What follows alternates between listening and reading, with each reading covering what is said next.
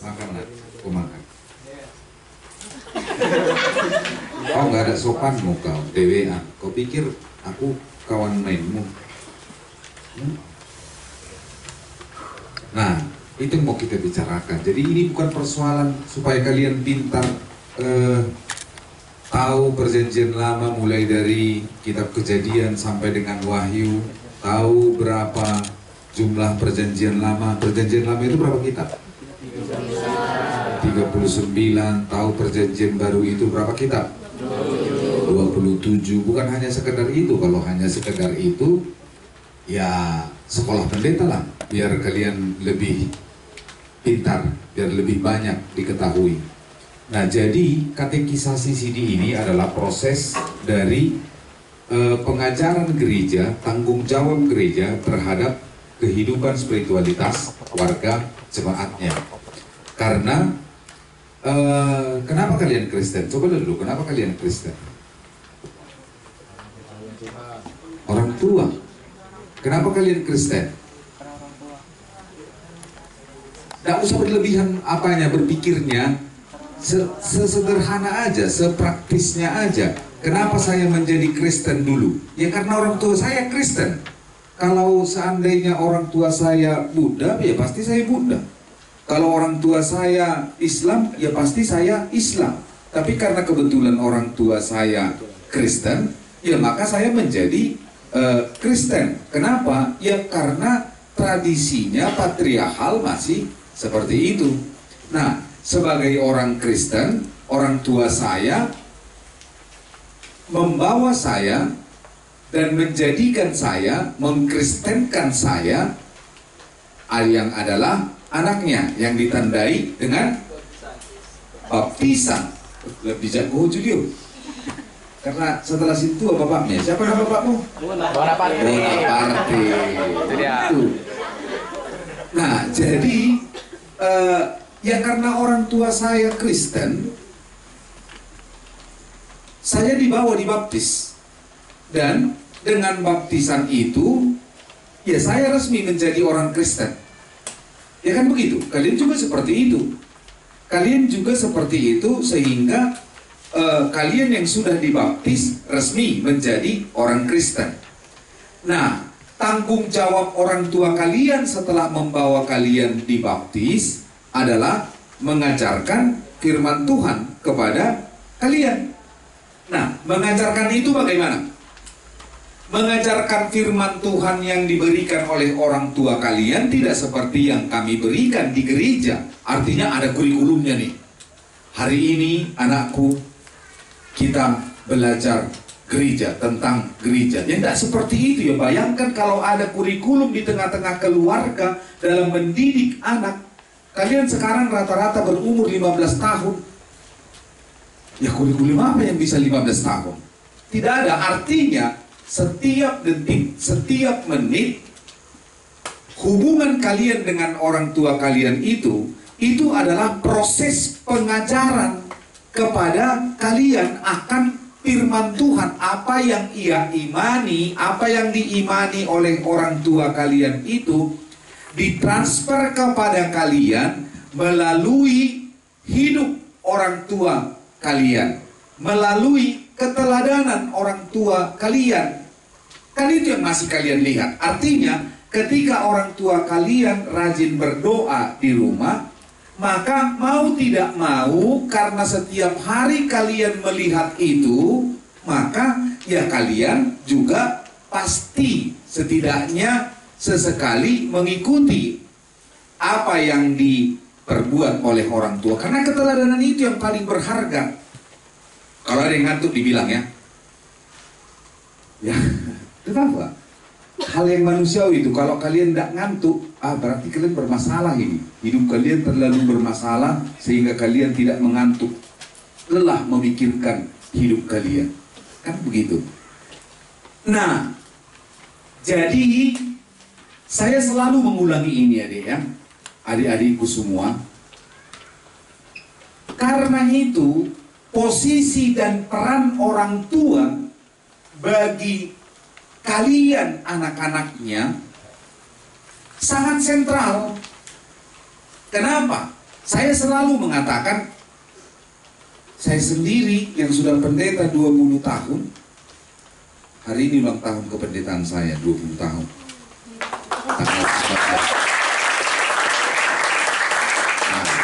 Kumpul duitnya nanti 100.000 satu orang, 200.000 satu orang, nanti diberikan hadiah ke abang pendeta. Ya. Berarti kalian 44, lumayan juga itu. Sudah 9.200.000 itu. Nah, kumpul nanti ya, Theo bendaharanya, kumpulkan nanti Theo. Lumayan untuk kita jalan-jalan nanti. Bisa kau lakukan itu? Nah, itu salah satu contoh yang tidak mengikuti orang tuanya. Kan jawabannya begini. Dan tahu tak seperti itu saya ajari dia. Hanya dia yang tahu. Nah, saya tidak pernah melihat Tuhan. Dan saya harus selalu mengulang-ulanginya supaya kalian tahu bagaimana keberadaan diri kalian. Dan itulah esensi dari katekisasi CD ini selama 1 tahun kalian dibimbing bersama-sama dengan kami tim pengajar. Supaya kalian benar-benar memahami bahwa yang paling penting dalam hidup kita ini adalah bagaimana kita menjadi berkat bagi orang lain. Bukan menjadi batu sandungan. Bukan menjadi batu sandungan. Bukan menjadi batu sandungan, tetapi menjadi berkat. Seperti orang tua kalian itu. Jadi saya nggak pernah melihat Tuhan. Lalu kenapa saya percaya kepada Tuhan bahwa Dia adalah Allah yang Maha Kasih, Allah yang Maha Pengampun, Allah yang Maha segala-galanya. Saya memahaminya, menerima Allah itu sebagai Maha segala-galanya justru dari orang tua saya, bapak dan mama saya. Bagaimana tidak? Coba kalian. Kalau kalian mengatakan, ya Tuhan itu Maha Pengampun, pemaaf. Berapa kali sudah kalian dimaafkan oleh orang tua?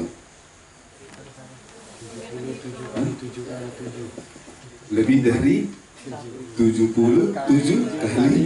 Itu untuk mengampuni. Tapi sama.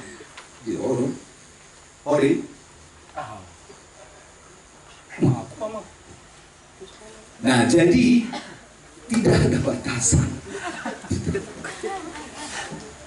Coba, berapa kali kalian sudah melakukan kesalahan? Terhitung. Berapa kali kalian menipu orang tua? Kau Tio, berapa kali kau tipu bapakmu sama mamamu? Coba dulu, kau dulu. Coba dulu, kau dulu. Coba dulu, kau dulu. Banyak. Berapa kali banyaknya? Berapa kali banyaknya? Nah itu. Bayangkan, pernah nggak saya usir dia? Pernah, tapi mau keluar dia kutarik juga. Pernah saya usir dia? Pernah saya usir. Karena orang yang disiplin tidak bisa di rumah ini, saya bilang.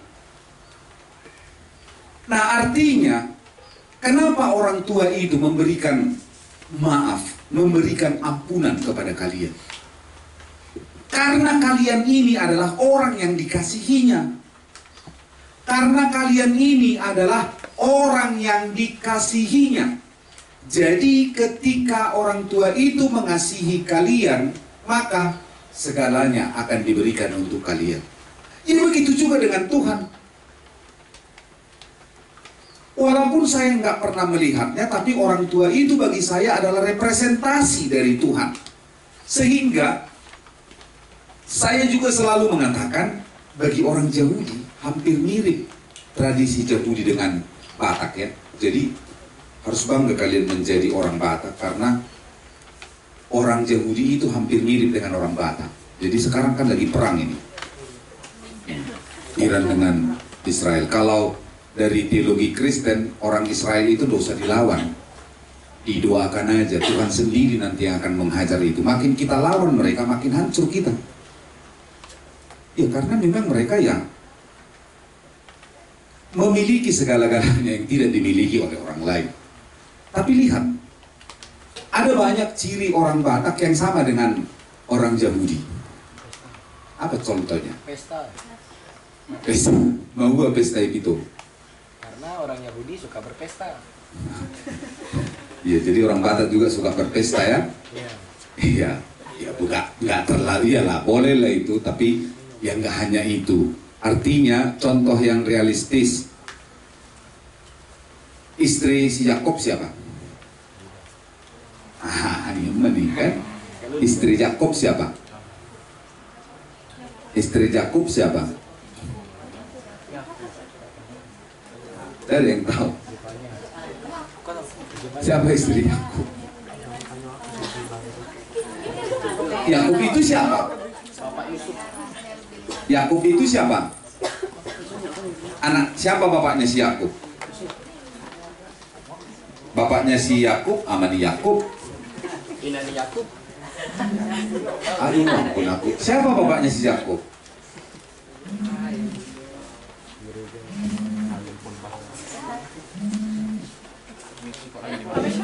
Sembilan panggilan.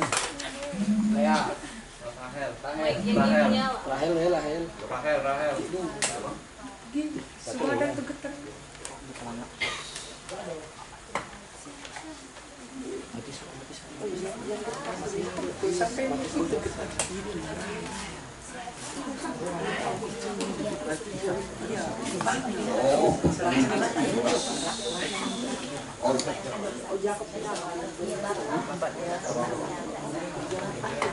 Oke.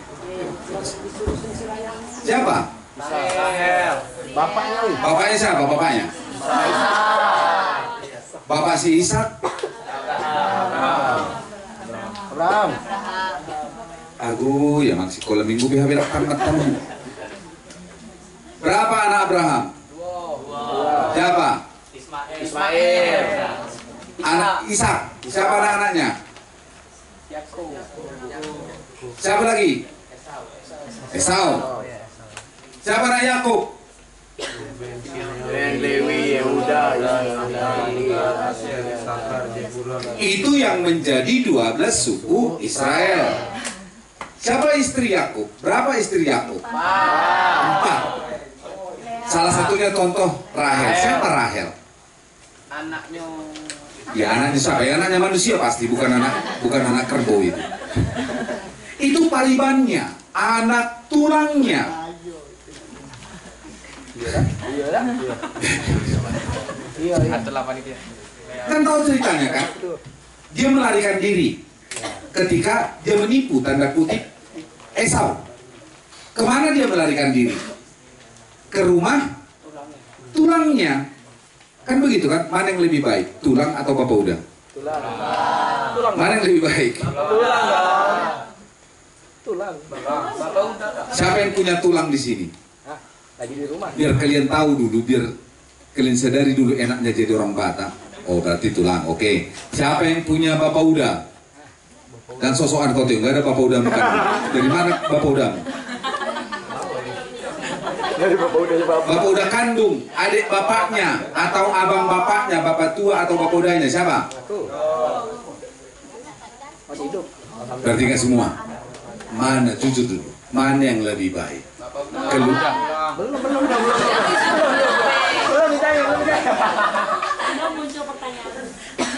Belum muncul pertanyaan, sudah tahu kalian.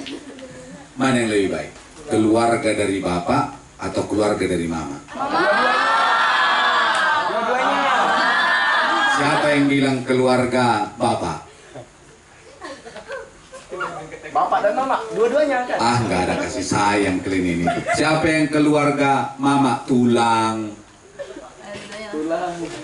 Iya, dan semunafik kalian lebih enak yang bertulang, yang bertulang belakang. Lebih enak punya tulang. Tulang itu sangat baik.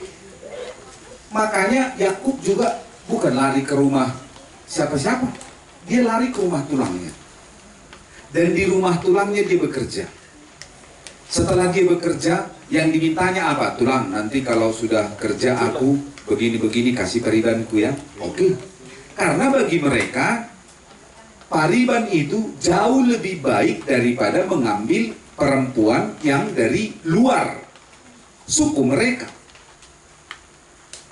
Nah, jadi itu salah satu tradisi yang hidup dari orang Yahudi ke orang Batak. Terus yang tabak, tahu? Tabak. Apa artinya tabak? Tempat tulang-tulang opung kalian itu dikumpulkan di satu tempat. Tahu. Tugu. Tunggu. Itu tabak kan? Ya. Orang Yahudi ada nggak tabaknya? Ada. Apa? Coba. Ikan mau. Sini ada ketambah ikan. Sini dulu kau. Sini dulu kau. Ih. Tambah ikan. Tambah ikan. Ada yang ini yang bentuknya Coba. Di mana nama kota tempat tabaknya si Abraham? Nah. Babel. Makpela. Kan iya kan dibawa si Abraham ke situ. Ke Makpela. Si Ishak juga dibawa. Udah mati kan? Yakub juga dibawa ke situ ketika ia mati di Mesir, dibawa ke tabaknya. Di situ disatukan dengan hukumnya. Yusuf yang adalah gubernur di Mesir, setelah dia mati, dia dibawa ke tabaknya hukumnya itu di Makpela.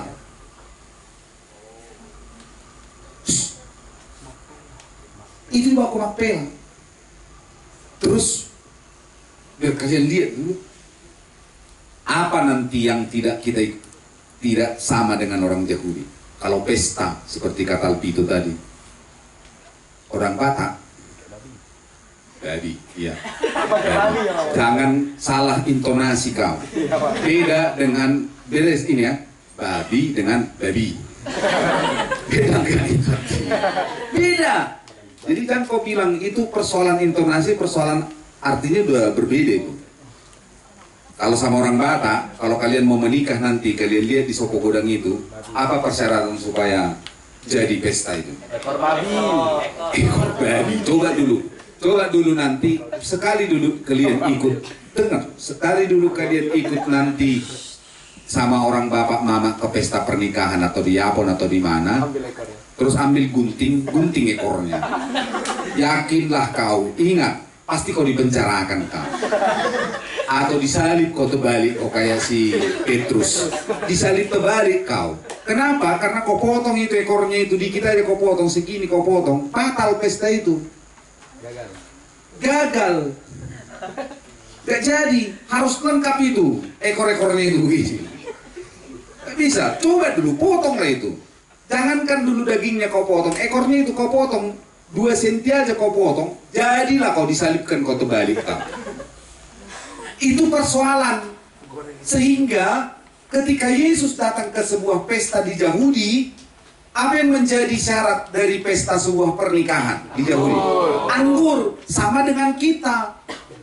Anggur itu wajib diberikan oleh pihak parburu peranak kepada pihak parburu. Tak siapa yang salah nggak tahu, tapi ada yang minumkan anggur itu. Kan nggak dapat orangnya, makanya nggak disalib. Akhirnya mengadu kepada Yesus. Ay, kacau ini Tuhan. Kenapa kau? Habis anggur, nggak ada anggur. Lalu, jadi gimana itu? Ya nggak jadi pesta.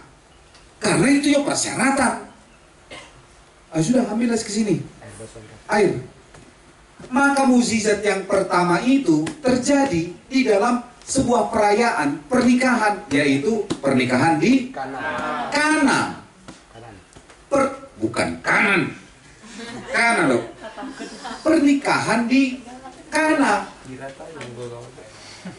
Apa? Ya, pernikahan di Kana. Pernikahan di Kana dan banyak lagi. Banyak lagi. Coba lihat. Maria dengan Yusuf pada waktu itu. Kalau di bahasa Indonesia dikatakan bertunangan sebelum menikah. Kalau orang Batak bilang apa? Mertupul. Mertupul. Merhusik. Jadi datang nanti orang tua si orang tua siapa? Tanang. Hah? Pria. Oh? Iya, yang pria. Iya, orang tua siapa? Kita contohkan ini. Si Willy. Willy. Ke rumah Sarah. orang tua si Sarah.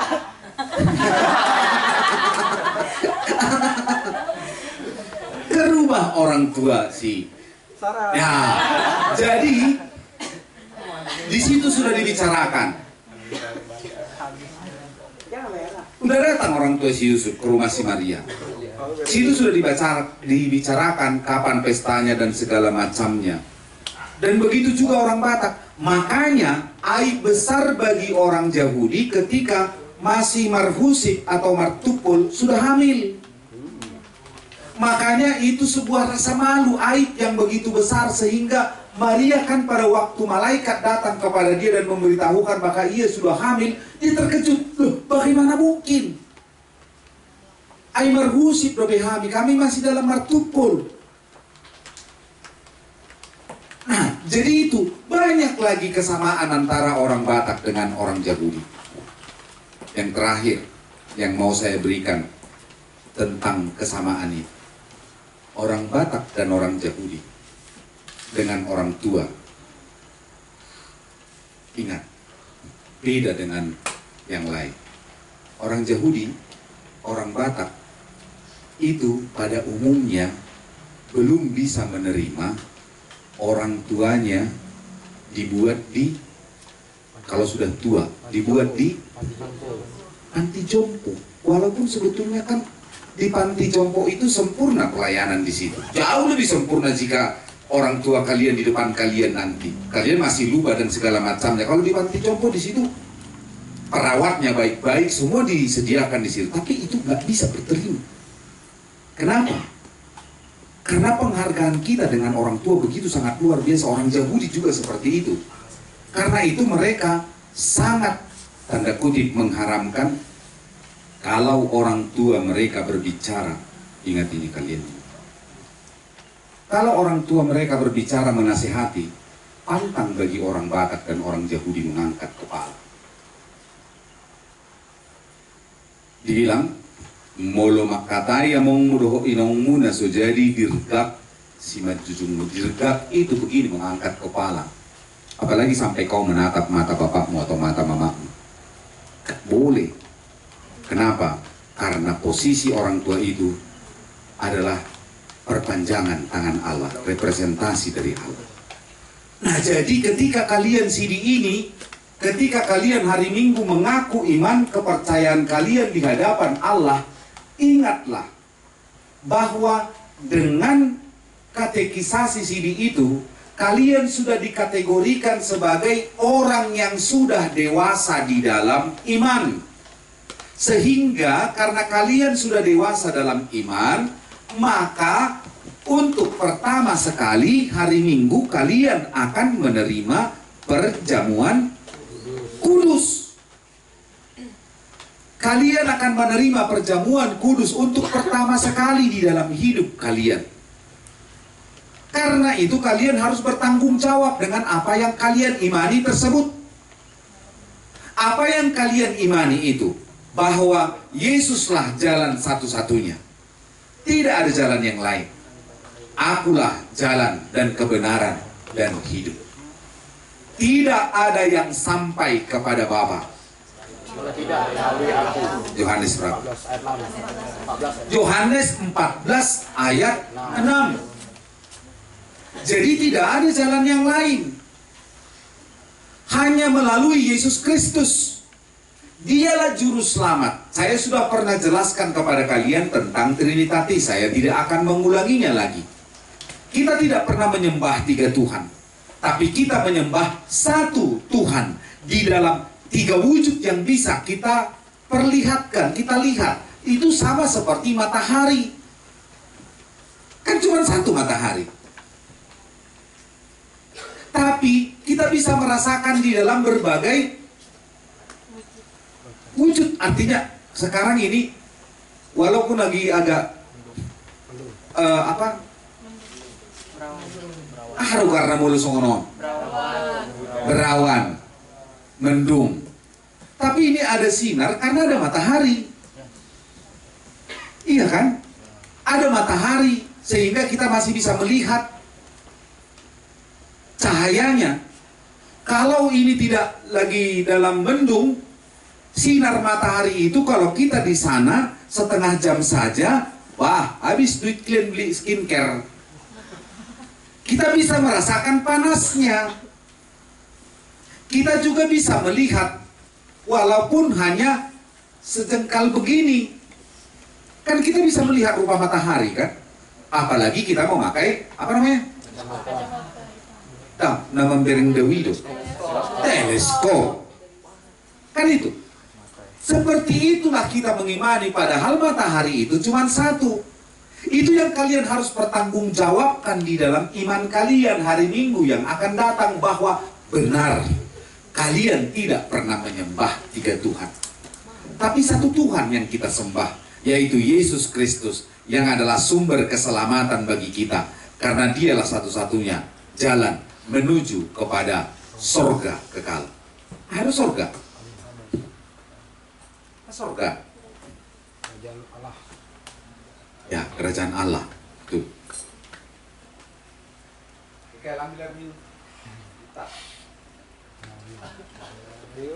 Apa sorga?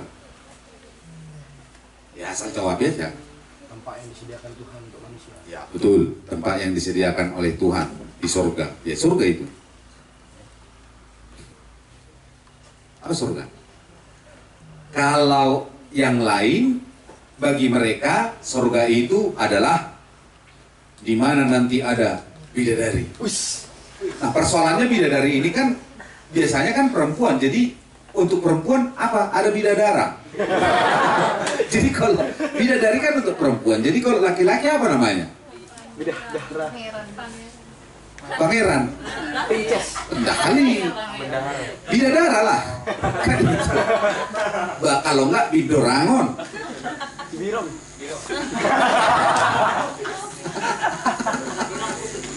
Bendahara. Nah, ada masalah dengan hidup kau ini. Luar. Coba siapa yang tahu? Siapa yang ngerti? Andre. Matikan dua-duanya. Tidak mati yang dari itu. Kau mati tidak coba. Ini kalau tidak dari ini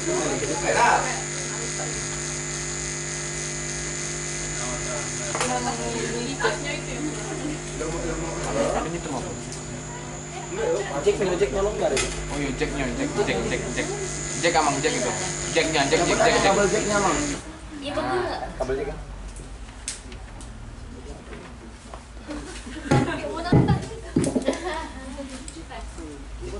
Sebetulnya kalian tahu tadi, tapi kalian nggak mau mengajari orang lain yang tidak tahu. Itulah keegoisan tadi.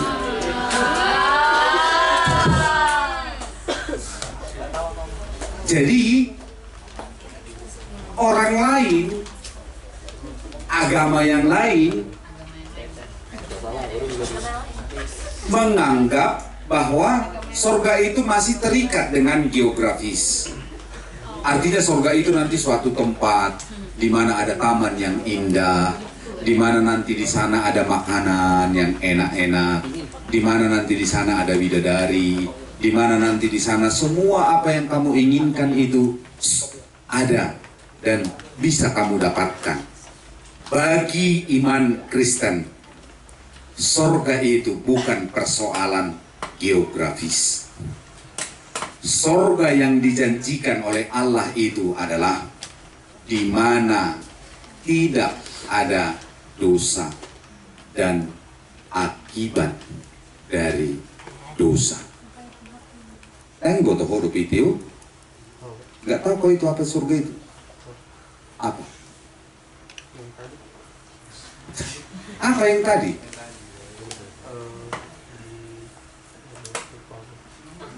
Nah, padahal setiap hari saya bilang itu di rumah saya. Surga itu adalah di mana tidak ada dosa dan akibat dari dosa. Jadi di mana tidak ada dosa, makanya nanti di sana tidak ada orang yang saling kenal. Karena kalau kita saling kenal ini karena kita berdosa. Yakin nggak kamu? Ya yakin lah, ya harus yakin lah. Iya kan? Coba kalau kamu nggak berdosa, udah mati kau, nggak kok gimana kau mau kenal yang lain? Jadi di sana tidak ada dosa, tidak ada lagi di situ pelanggaran, dan tidak ada akibat dari dosa. Apa akibat dari dosa? Ya, maut, rasa lapar, itu akibat dosa. Rasa malu, lapar, tahankan lapar. Berarti bersyukurlah kamu masih orang yang berdosa. Jadi nanti di sorga itu tidak ada lagi. Ya, kalau dikatakan amin berarti sudah kepengen ke sorga. Makanya saya tidak mengaminkan itu. Ya, semoga diterima di sorga. Amin. Coba perhatikan kalian, jadi Alkitab itu menjawab semuanya. Ketika Adam dan Hawa jatuh ke dalam dosa, respon pertama mereka adalah malu. Jadi rasa malu itu adalah akibat dari dosa. Kalau kamu sudah tidak punya rasa malu, berarti aduh, bukan manusia kamu. Mereka sadar bahwa mereka telanjang, sehingga mereka mengambil daun dan menutup auratnya. Mereka takut. Kan sembunyi si Adam. Adam, di mana kau? Kan kata Tuhan, aku di sini. Apa kau sembunyi kau? Keluar kau, katanya kan? Jadi orang yang masih merasakan takut itu akibat dari dosa. Jadi di sorga itu nanti tidak ada lagi rasa lapar, tidak ada lagi rasa malu, tidak ada lagi saling kenal, tidak ada lagi akibat dari dosa, tidak ada lagi kematian, tidak ada lagi penyakit, tidak ada lagi akibat-akibat dosa yang lain.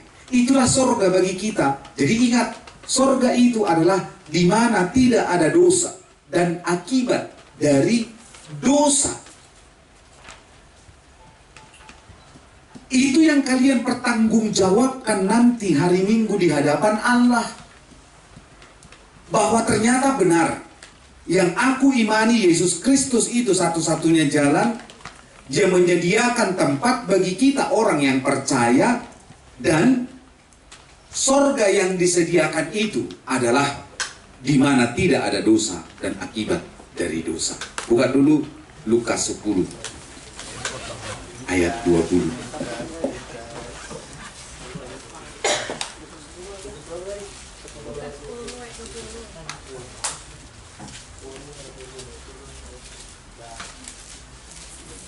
Yuk baca.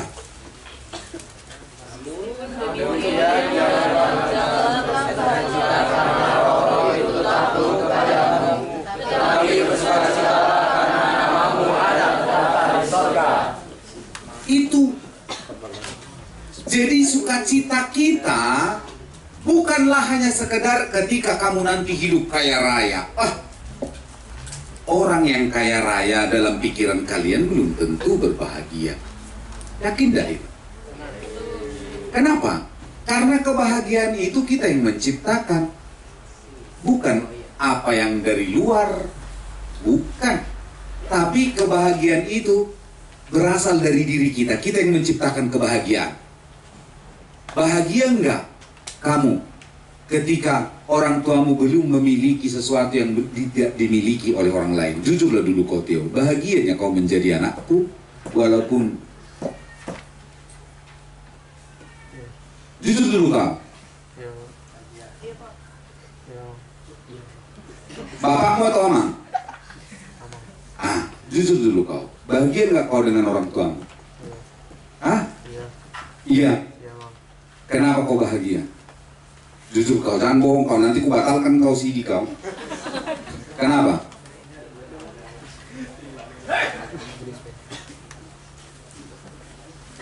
Kan nggak tahu dia kenapa dia berbahagia. Jadi kebahagiaan itu bukan apa yang dari luar. Kamu yang menciptakan kebahagiaan. Maka tidak perlu menjadikan orang lain sebagai ukuran kebahagiaanmu. Ku tengok anak siapa pak, bahagia dia, punya mobil, mereka mobil ini, kita nggak punya mobil. Pinjol, akhirnya kau pinjol.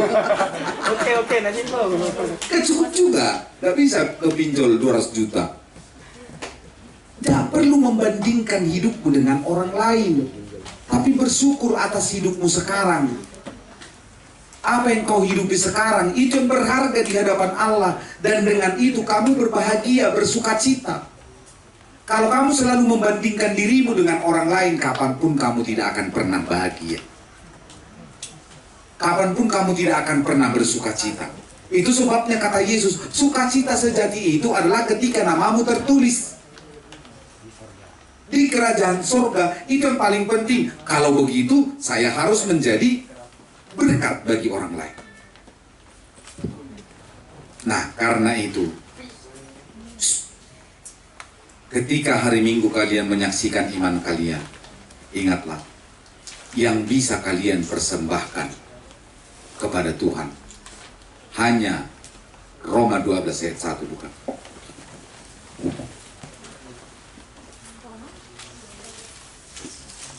Roma 12 ayat 1.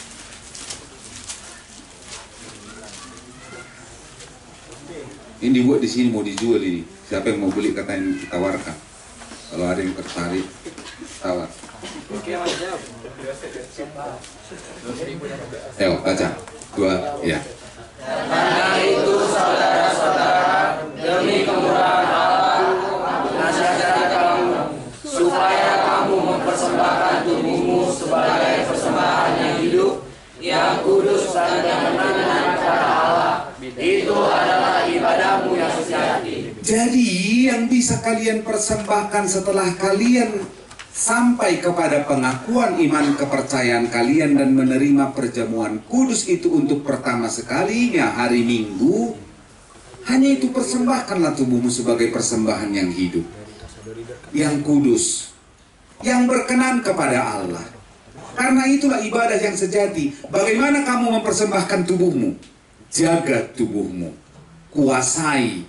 Jangan sampai keinginan dagingmu yang menguasai dirimu, tapi roh Tuhanlah yang menguasai dirimu, bukan keinginanmu. Ya, oke. Ada yang mau ditanyakan? Saya sudah yakin tidak akan mungkin bertanya, karena pasti sudah lapar. Dan kita makan jam 3, soalnya belum dimasak, masih cari kayu bakar.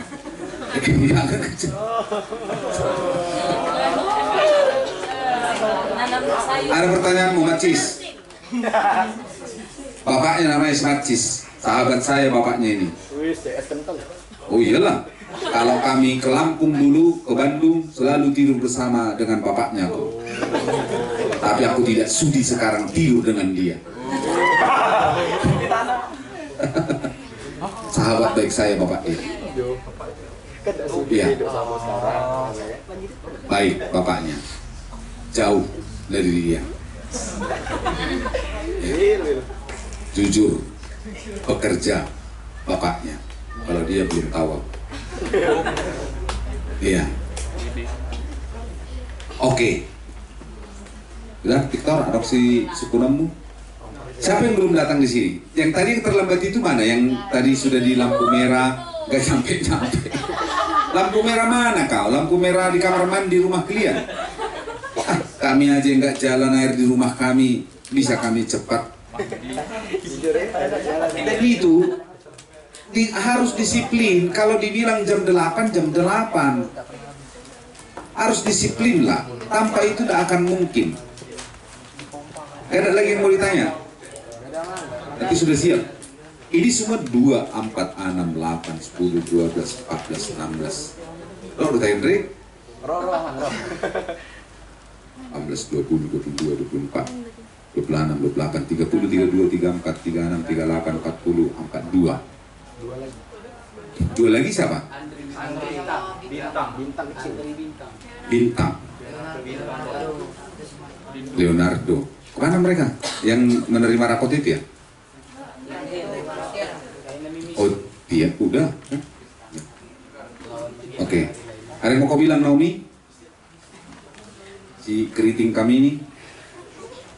Tahu kau lapatannya keriting? Kok pandanganmu kosong, kayak lapar. Ah kan? Kenyang.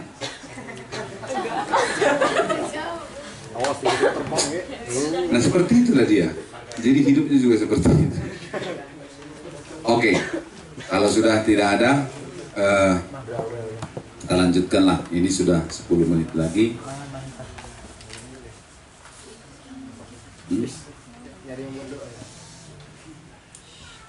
Dari yang berdoa.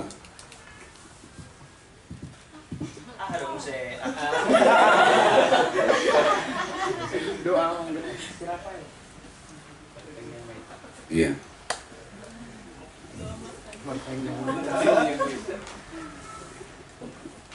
Lu semua bayar, Nara? Ada yang belum lunas ini? Kau belum lunas?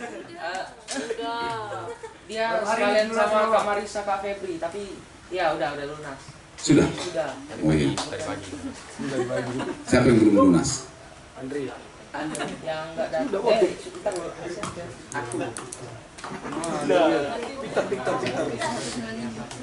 Jadi berapa satu orang jadinya?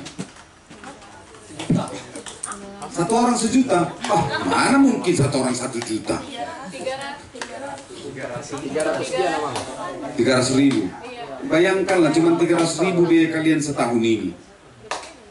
Itu pun ditambah gereja.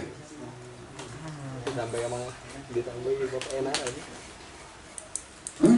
5 juta dari gereja.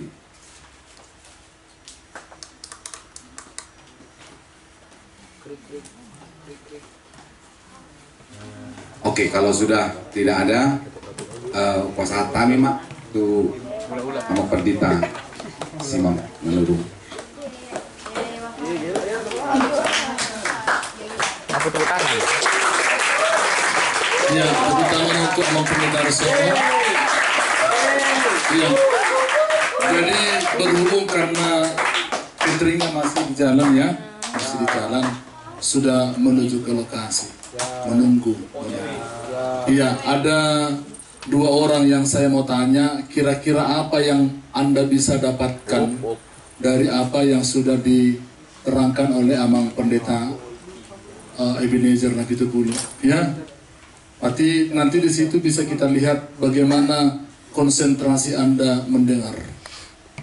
Mana tahu ada yang berhayal sambil Amang itu bercerita atau menerangkan, Anda menghayalkan Amang itu seperti mantan atau seperti pacarmu, sehingga Anda tidak konsentrasi untuk mendengarkan. Oke? Siap ya? Oke. Saya minta dulu kepada Julio. Bonaparte. Coba dulu Julio, apa yang sudah Anda dapatkan dari pemaparan Amang Pendeta Ebenezer Napitupulu? Tegak. Jawab. Orangnya di sini loh. Ya. Jadi ada 2 materi yang disampaikan oleh Amang Eben. Yang pertama itu ialah bahwasanya orang Batak itu mirip dengan orang Yahudi. Contohnya salah satunya bagaimana cara orang Yahudi memandang orang tuanya.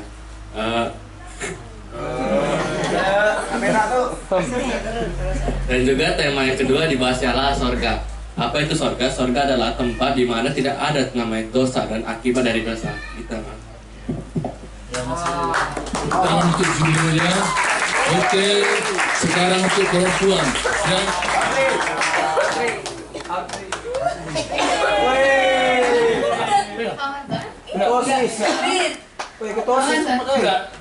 Ayo.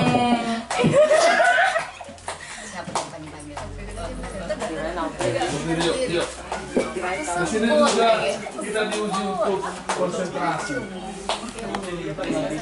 Jadi yang saya ingat dari pemaparan Amang Eben tadi, yang pertama kita belajar CD selama 1 tahun ini bukan cuma untuk mempelajari seluruh isi Alkitab, tapi lebih daripada itu untuk membangun karakter pribadi kita menjadi lebih baik lagi. Salah satunya taat kepada orang tua.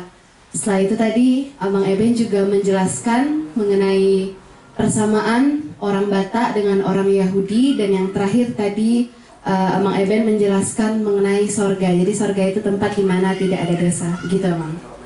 Ya, berarti konsentrasi ya. Belum semua saya suruh. Ya. Jadi adikku, saya bukan menambahi yang dibilang Amang Pendeta Resort. Kita masih menunggu ya supaya Anda jangan konsentrasi karena laparnya, ya. Supaya tidak konsentrasi dengan laparnya. Tapi saya setuju dengan apa yang sudah dijelaskan oleh Bro Nenggolan tadi, bahwa selama Anda belajar CD tidak hanya mendengarkan firman Tuhan, tetapi ya.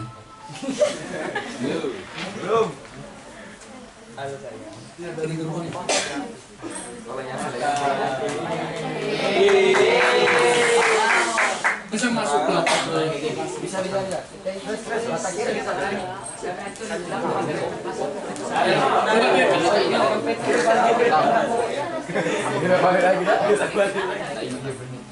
Iya, udah datang ya. Oke, jangan dulu ya. Ya, jadi selama Anda belajar katekis ICD, tidak hanya belajar tentang isi kitab, tapi bagaimana penerapannya dalam kehidupan. Ya, jadi harapan kami nanti setelah Anda naik CD, hubunganmu dengan Tuhan, dengan gereja tidak renggang. Amin.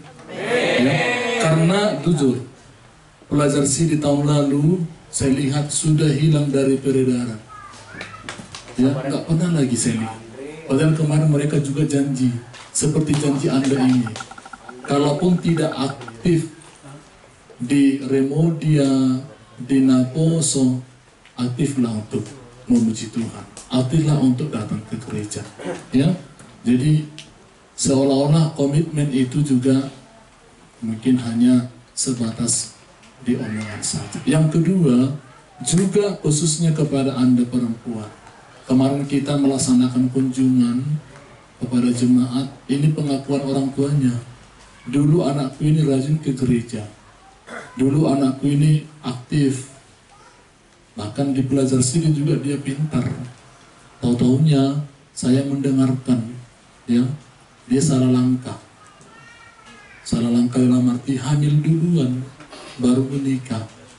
Ya, khususnya kepada Anda perempuan, Dek, kalaupun Anda punya pacar, kalaupun Anda punya teman, ya, jangan semua serahkan, ya, jangan bilang ke pacarmu itu, after you, terserah padamu. Ya, after you, ya, terserah padamu, boleh memilih. Jangan seperti itu. Ingat harga dirimu perempuan. Jadi ya, kalaupun Anda mau menikah, ibaratnya nggak ada lagi niat untuk sekolah, menikahlah dengan baik-baik. Ya, ada kok. Dia nggak ada lagi rencananya untuk menikah, untuk untuk sekolah, untuk kerja.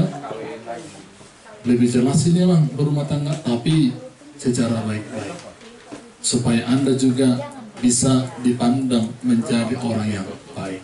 Ya, khususnya kepada perempuan, jadi ya, jaga harga dirimu, jaga harga diri keluargamu, jaga harga diri orang tua. Ya, molonunga mulihamu sinamo na 100 juta, bangga orang tuanya. Tapi kalau gratis, wah, di situ kadang orang tua seperti yang dipaparkan tadi di khotbah dan juga dari pemaparan Pendeta Resort, terkadang perasaan orang tua itu hancur. Ya, laki-laki juga. Kalaupun Anda punya teman perempuan, pacarmu jangan dulu rusai. Ya, ingat kau punya saudari. Kalau seperti itu kau buat sama pacarmu, jangan-jangan adikmu perempuan juga, kakakmu perempuan juga, bagaimana jika diberlakukan seperti itu? Ya, jadi kembali ke diri kita masing-masing. Oke, cateringnya sudah sampai. Oke, ya, adik-adikku sekalian, ya. Jadi kita hanya menginap satu malam ini. Jadi kita mempergunakan fasilitas yang ada, ya. Ini bukan hotel mewah. Jadi jangan nanti kok segini, kok begini. Jangan. Seperti tadi kata kawan itu, kok naik mobil ini aman. Uangmu aja 300 sudah milih-milih. Jangan. Ya, nggak boleh gitu. Jadi kita harus menikmati fasilitas dengan kemampuan kita, ya. Jadi lihat kemampuan kita, bagaimanapun itu semuanya ala kadarnya. Dengar, ya. Jadi di tempat ini ada kamar mandi 1, 2, 3 di dalam. 1 di dalamnya, iya. Baru nanti ada di sini, mana tahu mau minjam kamar mandi ke Kak Lince atau ke sana paling ujung, ya. Jadi perempuan ada kamar 2, pintar-pintar lah, ya. Jangan berebutan, jangan berantam di situ. Kalau boleh perempuan di situ, kayak ikan rebus pun nggak apa-apa, ya. Kalau laki-laki kita tidur di sini aja nanti, ya. Bebas di sini atau di sana. Tahun lalu aku di sana tidur, ya. Karena apa? Saya yakin nanti malam pasti kalian tidak akan tidur. Saya yakin, ya. Jadi hanya tempat peristirahatan sebentar, ya. Jadi bebas, ya. Jadi barang-barangnya nanti dikondisikan, jadi dikondisikan, jangan ada yang hilang. Kalaupun hilang masmu, dompetmu, atau sertifikat tanahmu di sini, itu tidak ditanggung panitia, tanggung sendiri. Tahun lalu laporan dari Inang Pendeta Kristina bahwa ada beberapa barang yang diganti karena mungkin ceroboh, karena rusak. Kalau boleh tahun ini jangan ada yang rusak, ya. Keran air tahun lalu, entah mungkin dimakan keran airnya, nggak tahu, hilang katanya keran air, ya. Kalau boleh jangan. Jadi kita di sini mempergunakan fasilitas yang ada, ya. Jadi semuanya uang ada sama si Nara. Semua sudah bayar, Nara? Ada yang belum. Wah, siapa lagi yang belum bayar ini? Ya. Jadi nggak mungkin lagi yang Senin ditagih, nggak ada lagi hubungan kita. Sudah putus hubungan dengan nyamuk kita ini, ya. Jadi kalau boleh bayar hari inilah, karena semuanya besok sudah pembayaran. Jadi ya, sudah pembayarannya, jadi nggak usah disebutkan namanya. Minggu lalu juga udah dibilang gitu. Nggak usah dipermalukan, tapi kesadaran lah. Anda sudah kita bersama-sama memakai fasilitas di sini, ya kan, dari oleh untuk kita, oke? Ya, dibayar nanti, ya. Saya yakin pasti dibawa uangnya. Mungkin karena apa kali ya? Nggak mau tahu dia dengan itu, ya, oke? Iya. Coba dulu ini barang-barangnya disimpan deh, ya. Ayo. Supaya kita